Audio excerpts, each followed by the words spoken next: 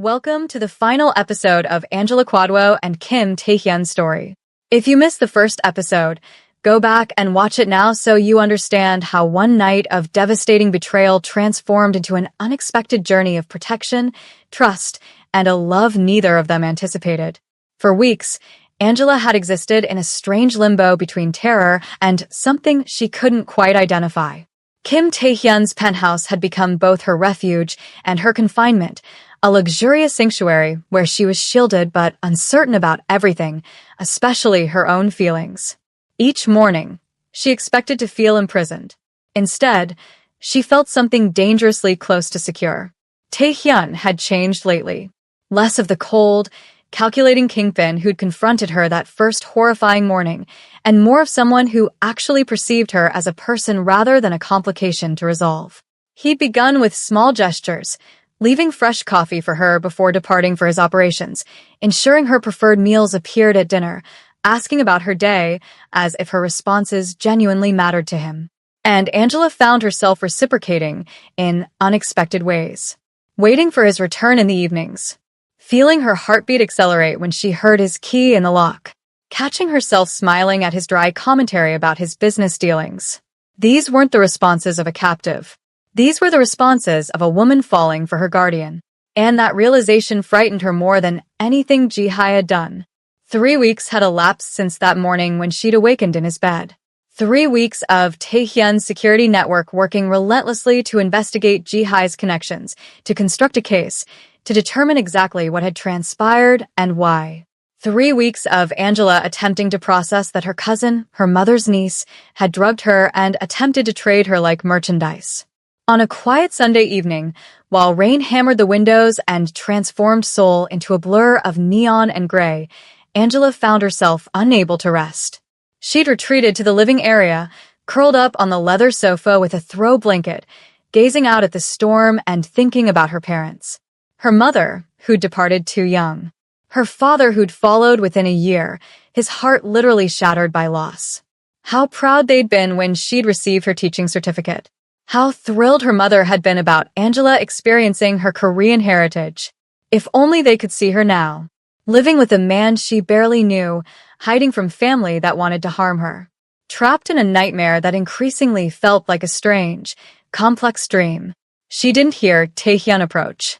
Didn't realize he was there until he draped a second blanket over her shoulders, the gesture so unexpectedly tender that tears welled in her eyes.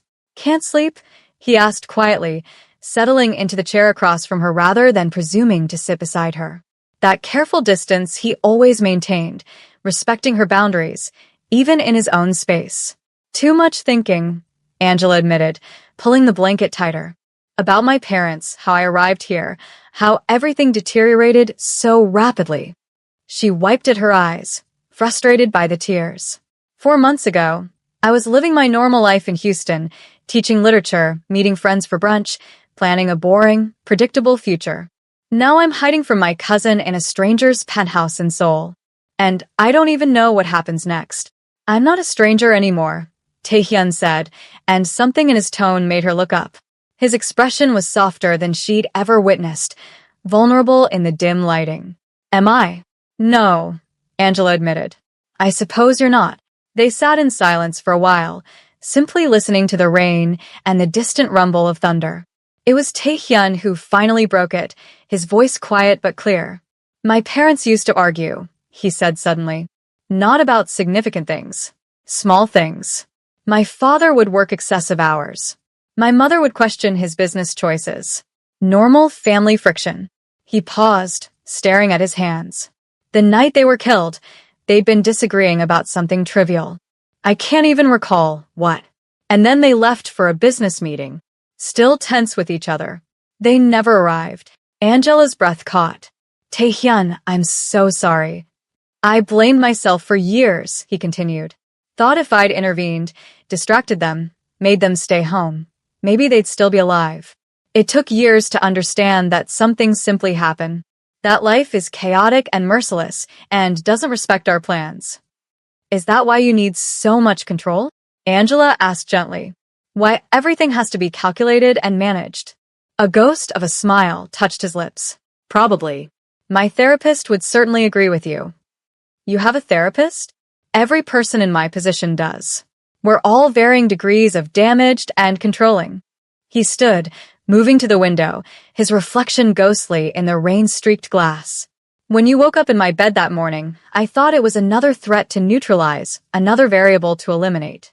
I'd constructed my entire existence around controlling outcomes, and then there you were, this terrified woman with the most genuine eyes I'd ever seen, throwing all my careful systems into disarray.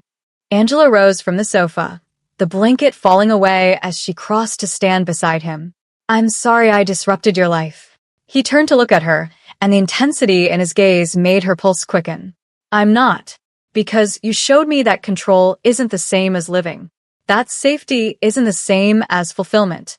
That sometimes the most important things are the ones we never anticipated. Tae-hyun, she began, but the words died because he was looking at her like she was something precious, something worth protecting not from obligation, but from genuine care. I need to tell you something, he said, his voice dropping lower. My intelligence network found something today about your cousin and Mr. Beck. Fear spiked through Angela's chest. What did they find? Your cousin owes Mr. Beck 300 million won. That's roughly $250,000. She borrowed it to cover gambling debts, and she's been repaying it by. He hesitated as if the words tasted bitter. By procuring young women for him.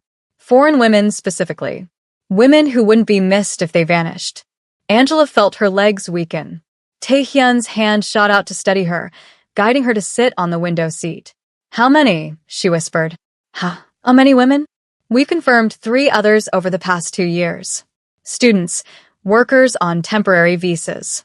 All of them disappeared from official records shortly after your cousin introduced them to Beck. Horror crawled up Angela's spine. And I was supposed to be the 4th.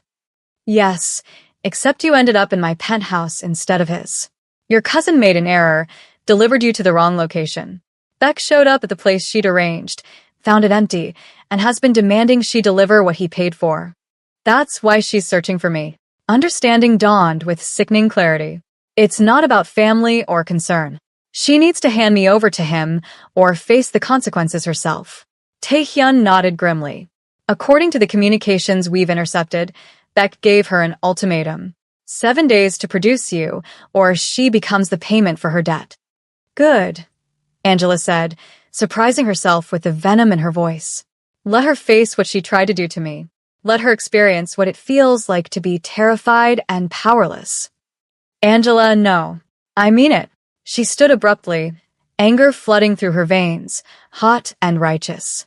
She drugged me. She tried to sell me to a man who's probably murdered those other women. She's my mother's niece, and she was willing to destroy me to save herself. Why should I care what happens to her? Tae-hyun didn't argue. He simply watched her with those dark, intelligent eyes, letting her rage burn itself out. When she finally deflated, sinking back onto the window seat with tears streaming down her face, he moved closer and carefully, giving her every chance to refuse, wrapped his arms around her. Angela buried her face against his chest and wept.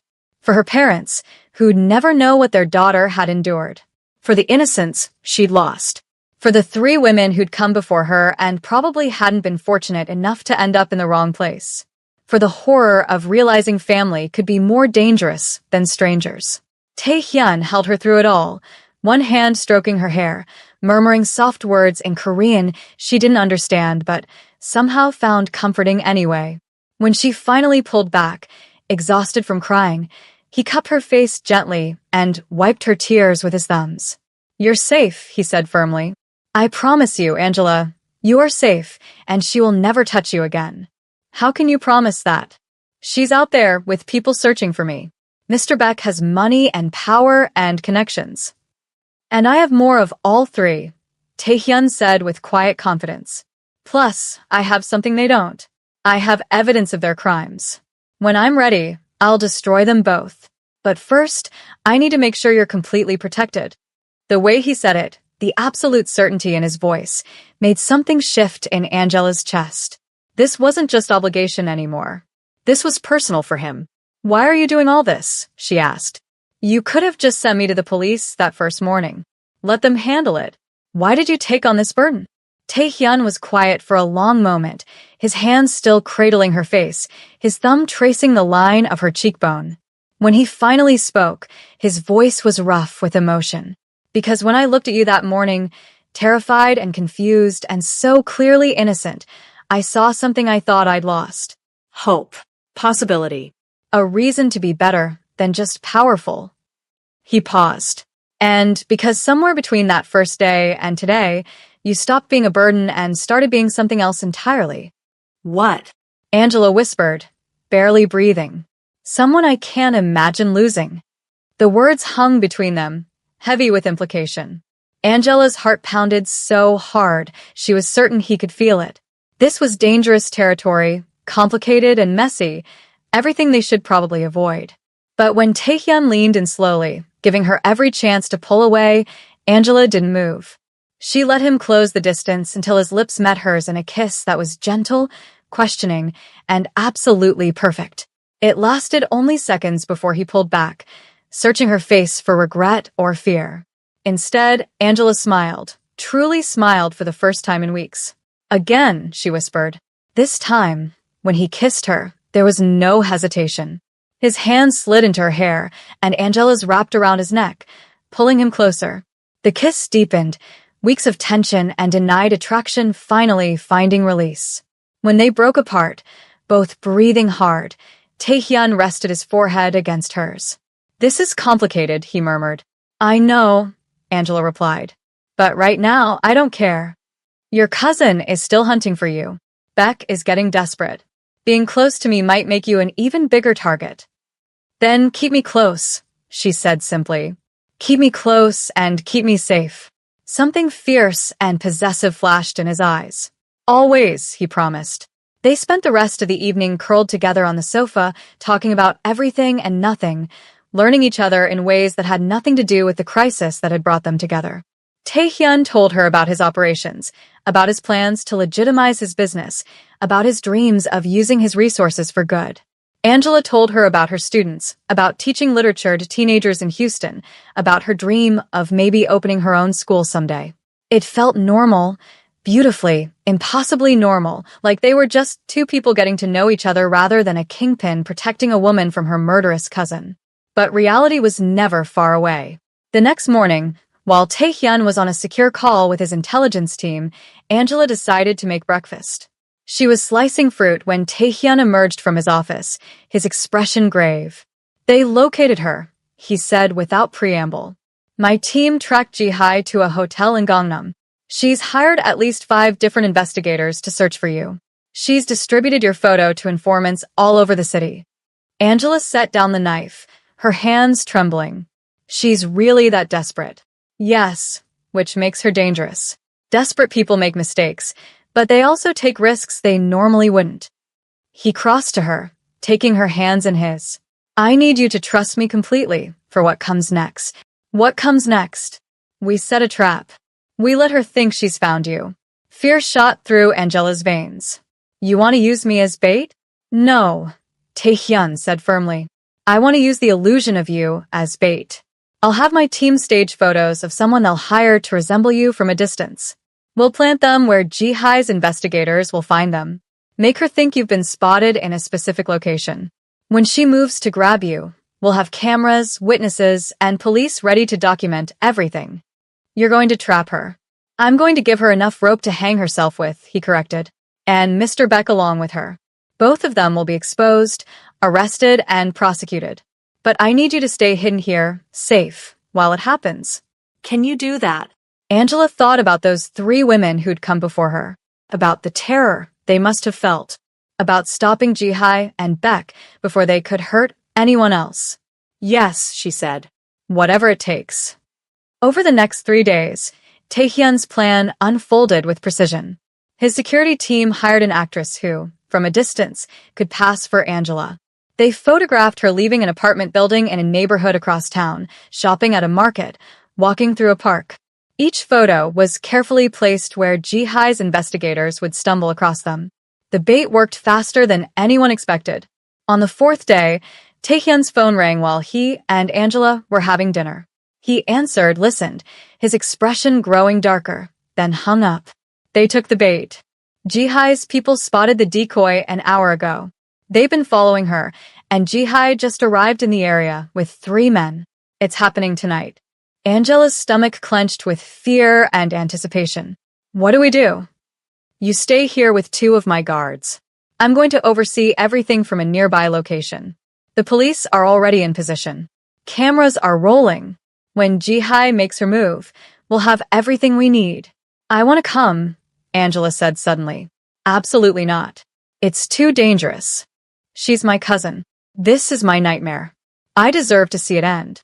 Taehyun studied her face for a long moment, then sighed. You stay in the car with guards. Windows up, doors locked. You observe only. The moment anything goes wrong, you leave. Agreed. Agreed. An hour later, Angela found herself in the back of Taehyun's car, parked on a side street with a clear view of the apartment building where the decoy had led Jihai's people. 2 of Taehyun's security guards sat in the front seat, silent and alert. Taehyun was in a building across the street with his tech team, coordinating everything. Through the tinted window, Angela watched as a black van pulled up to the apartment building. Her cousin emerged first, looking haggard and desperate, her usually perfect hair disheveled, her designer clothes wrinkled. 3 men followed her out, large and intimidating. Angela's hands clenched into fists as she watched Jihai gesture urgently toward the building, clearly giving orders. The men nodded and moved toward the entrance, just as the decoy, wearing Angela's jacket and with her hair styled like Angela's curls, emerged from the building. Even from this distance, Angela could see the moment Jihai recognized her, or thought she did. Her cousin's face lit up with relief and something darker, something predatory. She gestured sharply, and her men moved fast, surrounding the decoy, grabbing her arms. That's when everything happened at once. Police cars roared in from both ends of the street, lights flashing, sirens wailing. Officers poured out, shouting commands in Korean. Taehyun's security team emerged from strategic positions, cameras capturing everything. The decoy dropped the act, showing her police identification, and Jihai's face went from triumph to horror in seconds. Angela watched as her cousin tried to run, stumbling in her heels. She made it maybe 10 feet before 2 officers caught her, forcing her to the ground, handcuffs glinting in the streetlights. The men who'd been with her were taken down just as quickly, their faces pressed against the pavement, weapons confiscated. It was over in less than 5 minutes. Clean and efficient and absolutely devastating. Taehyun appeared at Angela's car door, opening it carefully. It's done, he said quietly. She's in custody. Beck's men gave him up in exchange for lighter sentences. He's being arrested as we speak. It's over, Angela. You're safe. Angela climbed out of the car on shaking legs. Across the street, Jihai was being loaded into a police car, still screaming, still struggling. Their eyes met for one brief moment across the distance. Angela felt no satisfaction, no triumph, just exhaustion and relief, and the overwhelming need to never see that woman again. She turned into Taehyun's arms, and he held her tight while police lights painted the night in red and blue. It's really over, she whispered against his chest. It's really over, he confirmed. My legal team has all the evidence. Testimony from Beck's other victims who survived, financial records of the payments, everything. They'll both go to prison for a very long time. And the other women, the ones who disappeared? Taehyun's arms tightened around her. We're still investigating, but now that Beck's been arrested, we have access to his properties, his records. If there's anything to find, we'll find it. Angela nodded, too overwhelmed to speak. It should have felt like victory, but mostly it just felt like survival. The next few weeks passed in a blur of legal proceedings and police interviews. Angela gave her statement multiple times, recounting the night of the drugging, the terror of waking up in a strange place, the relief of finding Taehyun instead of Mr. Beck. Her testimony was damning, and combined with the evidence Taehyun's team had gathered, it buried Jihai and Beck both. The media had a field day with the story. Underground kingpin saves woman from trafficking plot. Korean-American woman rescued from cousin's betrayal. The headlines were everywhere, and Angela hated every moment of the attention. But Taehyun shielded her from most of it, his connections managing the narrative, his lawyers ensuring her privacy was protected as much as possible. He'd moved her from the penthouse to a more secure private residence outside Seoul, a beautiful house with a garden where she could breathe without feeling watched. And somewhere in the midst of chaos and court dates and healing, they fell in love. It happened in quiet moments. Taehyun bringing her coffee in the morning just the way she liked it. Angela laughing at his terrible attempts to cook dinner. Walking through the garden together at dusk, their hands intertwined. Staying up late talking about their dreams, their fears, their hopes for a future that had seemed impossible just weeks before. 2 months after Jihai's arrest, on a cool autumn evening when the leaves were turning gold and the air smelled of rain, Taehyun took Angela to a private rooftop garden overlooking the city. Lanterns glowed softly in the darkness, and Seoul spread out below them like a field of stars. "I need to tell you something," Taehyun said, taking both her hands in his. Angela's heart started to race. "What is it?" "When you stumbled into my life, I thought you were a problem to solve, a disruption to my carefully controlled world. I was wrong." He squeezed her hands gently. "You weren't a disruption. You were an awakening. You reminded me that life isn't meant to be controlled and managed and kept safe. It's meant to be lived, with all its risks and complications and beautiful chaos." "Taehyun," she began, but he gently pressed a finger to her lips. "Let me finish. I've spent the last decade building an empire, accumulating power, proving to everyone that I was fine on my own. But I wasn't fine. I was empty, going through motions without meaning. And then you showed up, scared and brave, and so incredibly strong. And suddenly, everything had meaning again." He released her hands and dropped to one knee, pulling a small box from his pocket.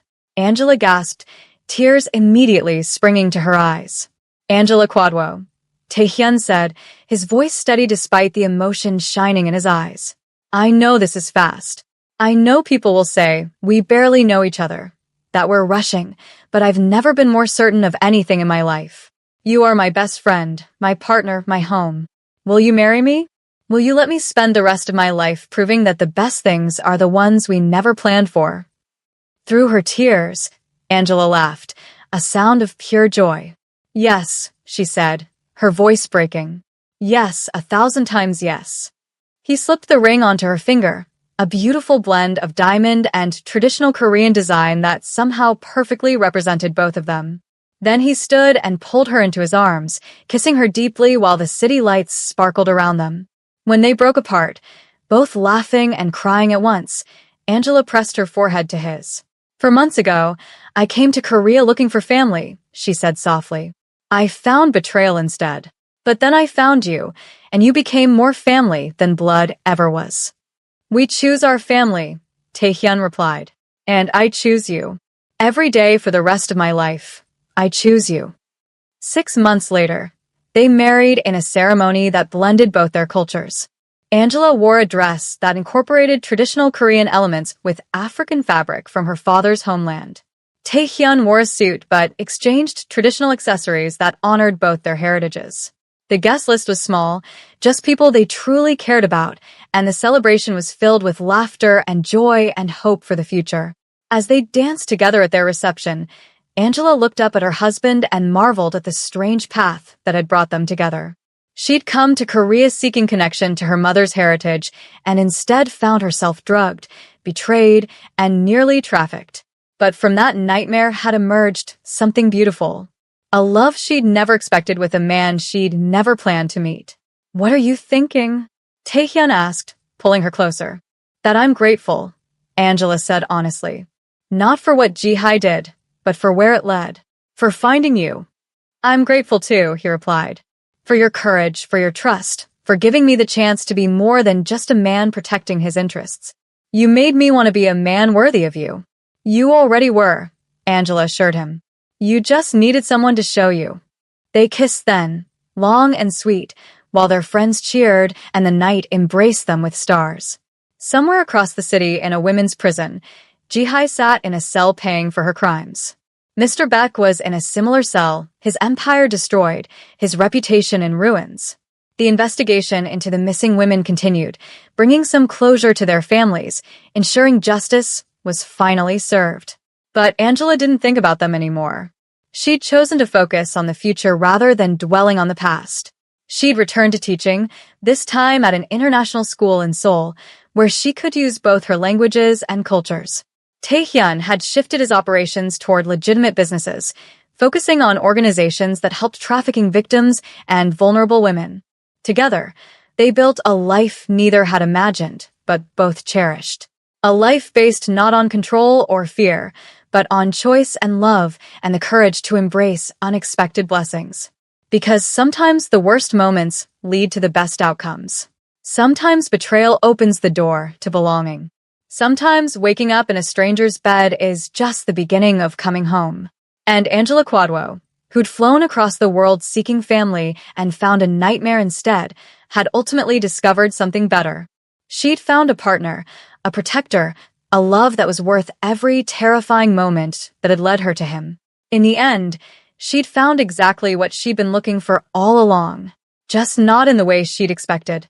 And that, she decided as Taehyun spun her across the dance floor with stars in his eyes and love in his smile, was the most beautiful surprise of all. Thank you for watching. If you enjoyed this story, please leave me a comment and let me know what you think.